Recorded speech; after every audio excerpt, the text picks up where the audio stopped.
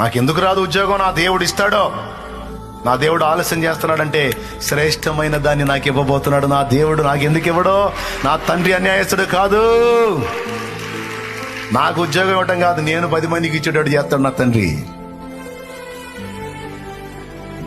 నేను 100 మందికి ఉద్యోగాలు ఇచ్చేటట్టు చేస్తాడు నా తండ్రి. నేను 1000 మందికి ఉద్యోగాలు ఇచ్చేటట్టు చేస్తాడు నా తండ్రి. నా తండ్రి చిత్తం అయితే, నా తండ్రి కదిలితే, నా యందు ఆనందిస్తే నాకు ఎదురుండదురా, నాకు ఎదురు ఉండదు.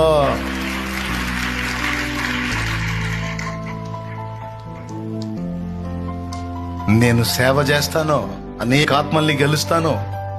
ఇప్పుడు నేను కొంచెము చేస్తుండొచ్చు, విస్తారమైన ఆత్మల్ని నా దేవుడు నాకు ఇస్తాడు. విస్తారమైన ఆత్మని గెలవటానికి నా తండ్రి నాకు శక్తిని ఇస్తాడు. శత్రువా, నా మీద అతిశయపడకు, నేను సాధిస్తా. నా దేవుడు నాకు తోడై ఉన్నాడు. జరిగిద్ది. నాకు జరగాల్సిన కార్యం నా తండ్రి జరిగిస్తాడు. హల్లెలూయా.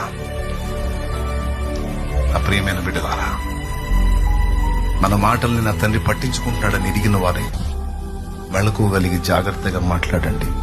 ముందు జాగ్రత్తలు చెప్పాను, ఎక్కడెక్కడ అటాక్స్ జరుగుతాయో ఆ విషయాల్లో మెలకువగా ఉండండి అని చెప్పాను. రెండోది, మాటల విషయంలో మెలకువగా ఉండమని చెప్పాను. ప్రభు ఏమన్నాడు? ఈ మాట చెప్పినందున. అసలు ఆ మాట ఎందుకు రాయాలండి బైబిల్లో? నాకు అర్థం కాదు.